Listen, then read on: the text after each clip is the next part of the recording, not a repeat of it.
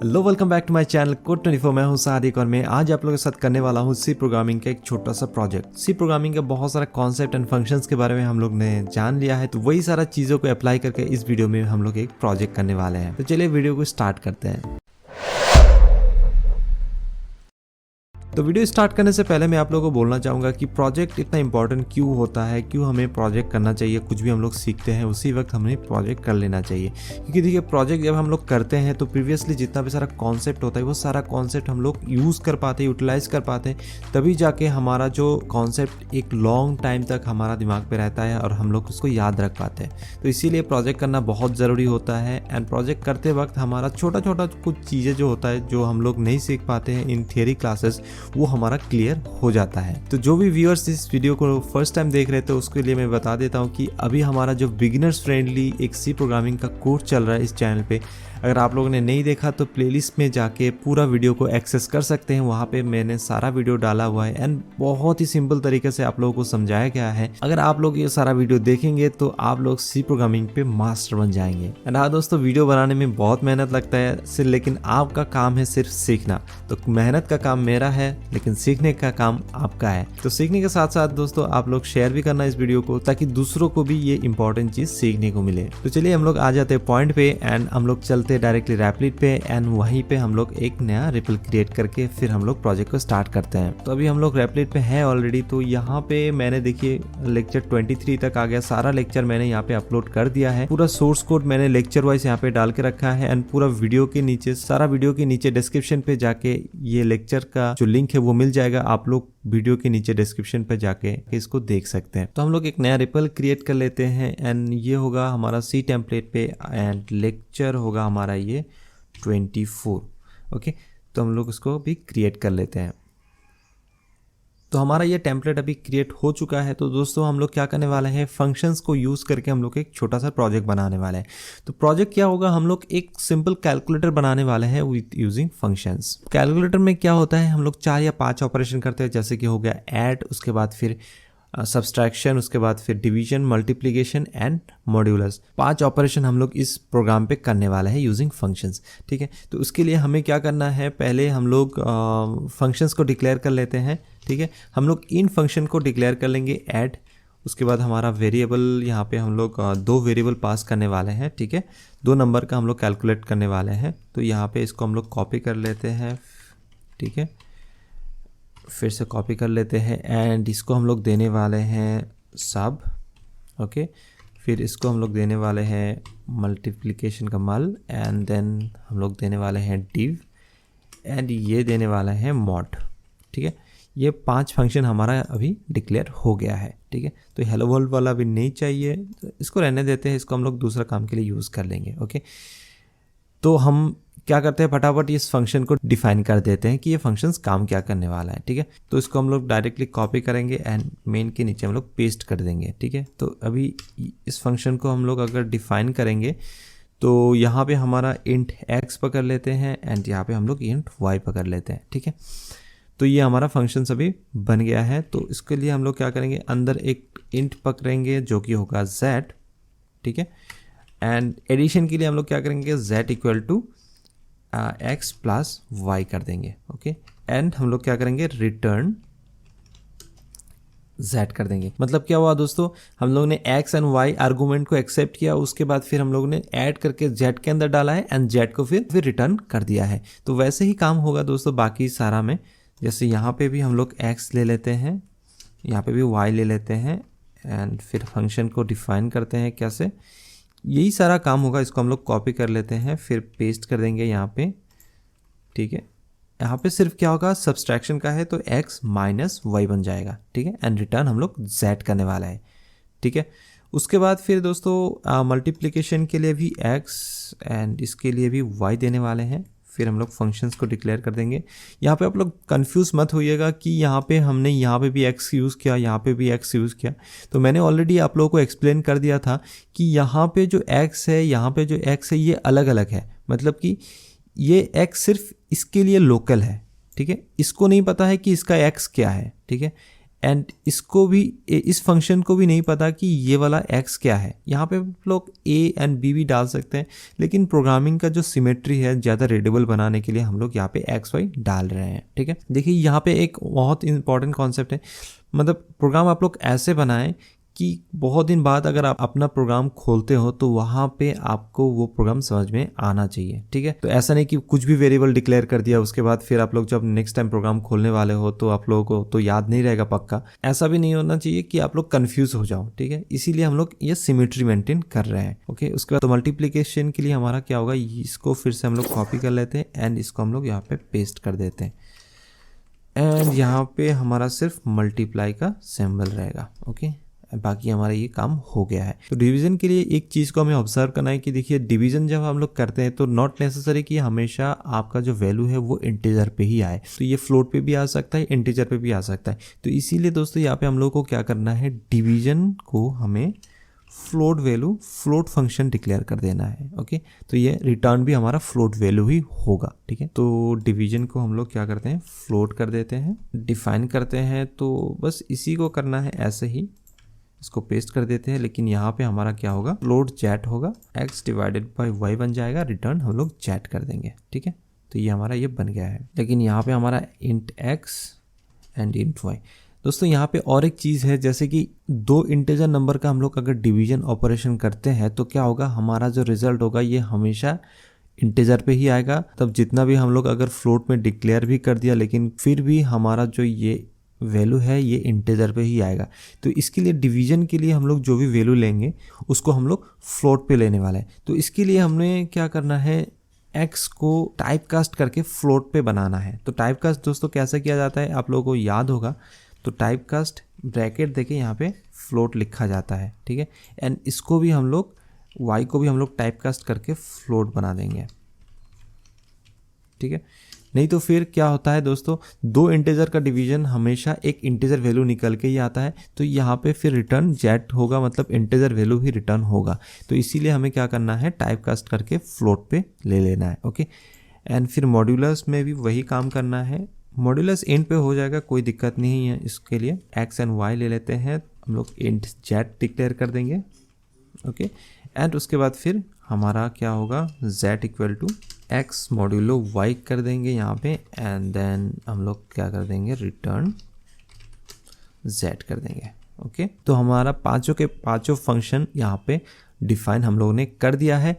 And सिर्फ अभी काम क्या है, इस फंक्शंस को कॉल करना है, जब रिक्वायरमेंट होगा उस हिसाब से इसको कॉल करके फिर हमें रिजल्ट को डिस्प्ले कर देना है। ठीक है, तो यहाँ पे हेलो वर्ल्ड के जगह पे हम लिखते हैं enter two number to calculate. ठीक है, ऐसे लिखते हैं, enter two number to calculate. Okay, ऐसे कर देते हैं। उसके बाद फिर हम लोग को क्या करना है, स्कैन अप करना है।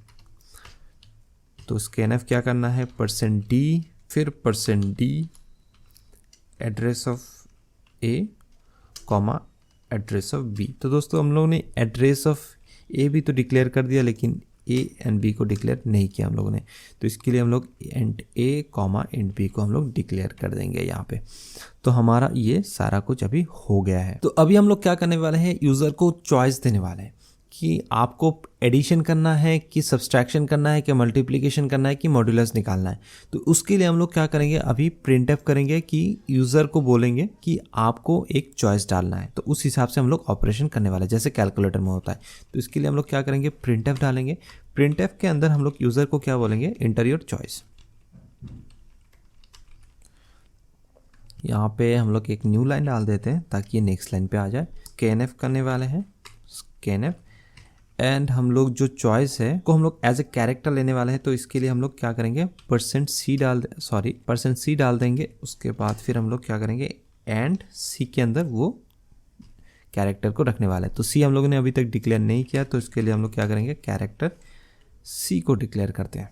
ओके, ये हमारा हो गया है। तो अभी हम लोग क्या करते हैं, तो हमारा c भी आ गया है, a एंड b भी रेडी हो गया है। तो हम लोग अभी क्या करेंगे, जो चॉइस देगा यूज़र उस चॉइस के हिसाब से हम लोग लॉजिक लगाने वाला है। ठीक है, तो यहाँ पे हम लोग इफ एल्स का लॉजिक लगाने वाले हैं। तो अगर इफ़ इंटर योर चॉइस, अच्छा यहाँ पे और एक काम करने वाले हैं। यहाँ हमने चॉइस तो दे दिया लेकिन ऑप्शंस नहीं दिया, ठीक है।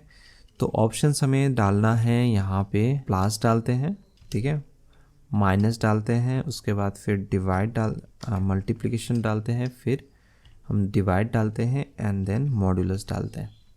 तो इन्हीं में से हमें चॉइस करना है। ओके, तो हमारा ये हो गया है। तो हम लोग अभी क्या करने वाले हैं, कैरेक्टर को चेक करने वाले हैं कि जो कैरेक्टर दिया गया है, सी जो हमारा कैरेक्टर है वो इक्वल टू क्या है। मतलब अगर इक्वल टू अगर प्लस है तो हम लोग क्या करने वाले हैं, कौन सा फंक्शंस को कॉल करने वाले हैं, अभी हमारा एडिशन वाला फंक्शंस कॉल होने वाला है, ठीक है।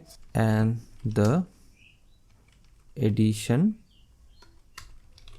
इज, यहाँ पे हम लोग क्या करने वाले %d, ठीक है, %d एंड हमारा रिजल्ट क्या हो जाएगा यहाँ पे ऐड, जो हमारा ऐड फंक्शन था, ये वाला ऐड फंक्शन के अंदर हम लोग क्या क्या वैल्यू पास करने वाले हैं, a, b, ठीक है।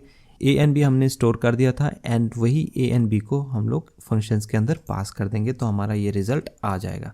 ओके, फिर हम लोग क्या करने वाले हैं, एल्स इफ लगाने वाले हैं,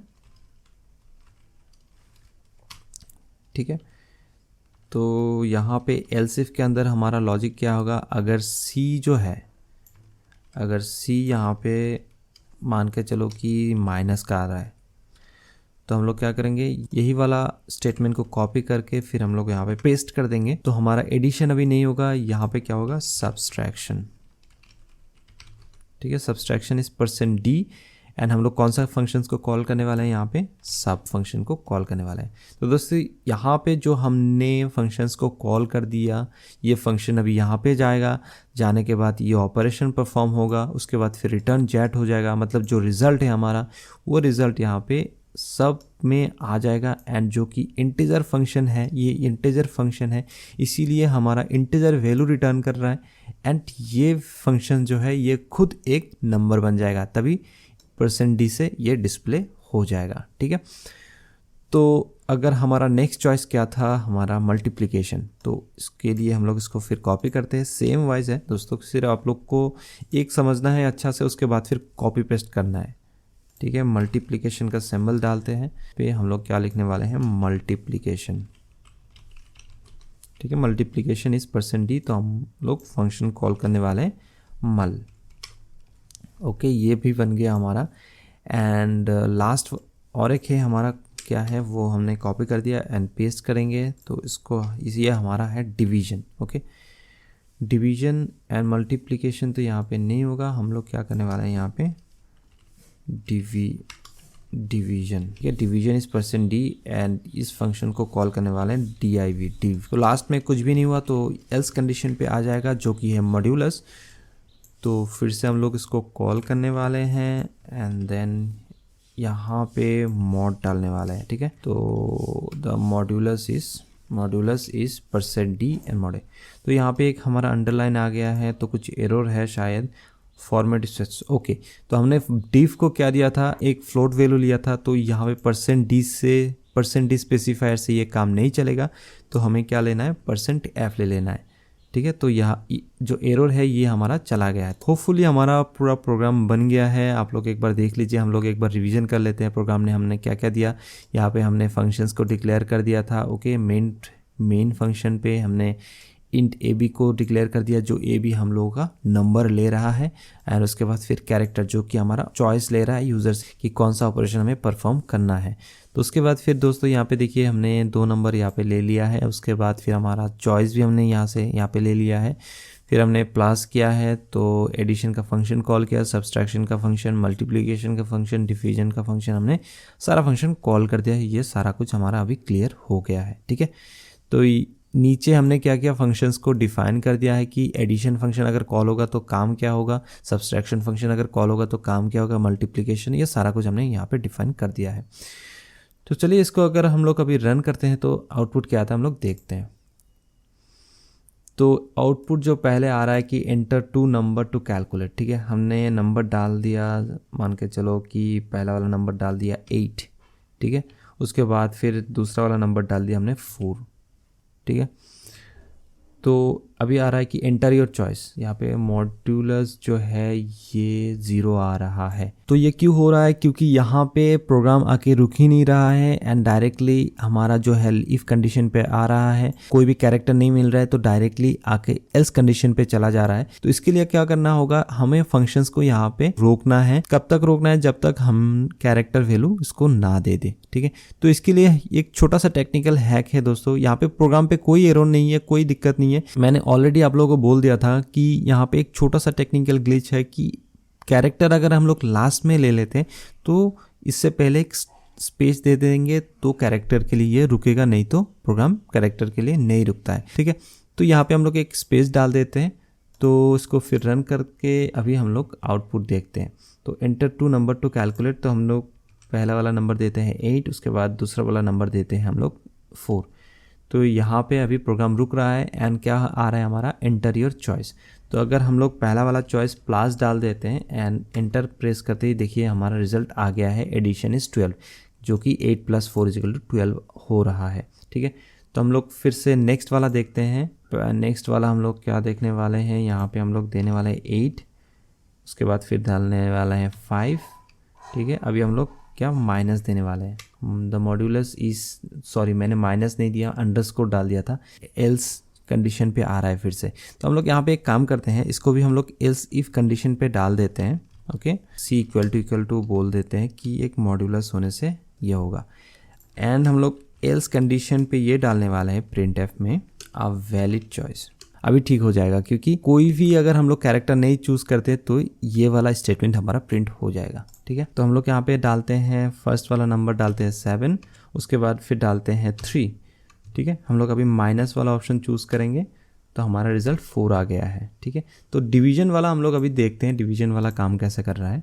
5 / 2 करना है, ठीक है।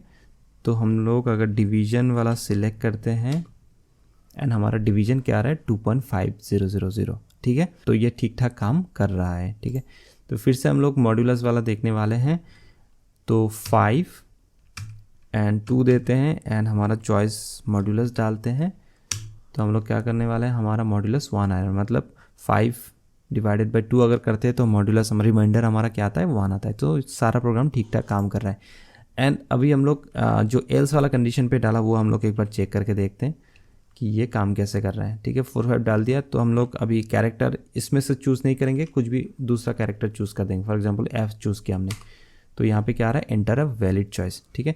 तो देखिए दोस्तों कैसे ये प्रोग्राम काम कर रहा है, बहुत ही सिंपल सा है, सिर्फ आप लोग को इसको समझना है। देखिए प्रोग्राम तो थोड़ा लंबा हो गया है, लाइक ऑलमोस्ट 61 लाइन्स का प्रोग्राम बन गया है, लेकिन हमने क्या किया यहाँ पे, कुछ भी नहीं किया, सिर्फ 1-2 लाइन्स का अच्छा से समझा, उसके बाद फिर बाकी सारा हमने कॉपी पेस्ट कर दिया। तो इसलिए प्रोग्रामिंग का जो साइज़ है उसको देख के बिल्कुल नहीं घबराना है, मतलब 100 लाइन का भी हो सकता है, 1500 2000 लाइन का भी हो सकता है।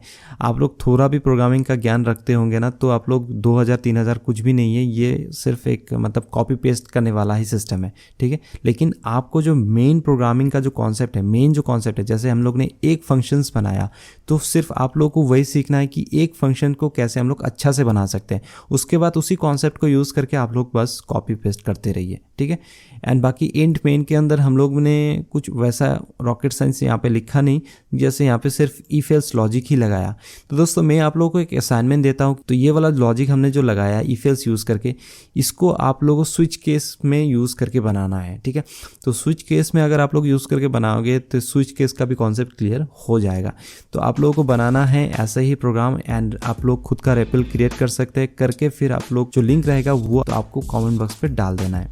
तो दोस्तों होपफुली ये वीडियो समझ में आ गया होगा आप लोगों के लिए एंड बहुत यूज़फुल वीडियो है। एंड अगर वीडियो अच्छा लगे तो लाइक सब्सक्राइब एंड शेयर ज़रूर कीजिए। एंड अभी तक अगर प्लेलिस्ट को एक्सेस नहीं किया तो प्लेलिस्ट को भी एक्सेस कर लीजिए एंड चैनल को भी सब्सक्राइब कर लीजिए। तो मिलते हैं फिर अगली वीडियो में। Till then this is Sadiq signing of.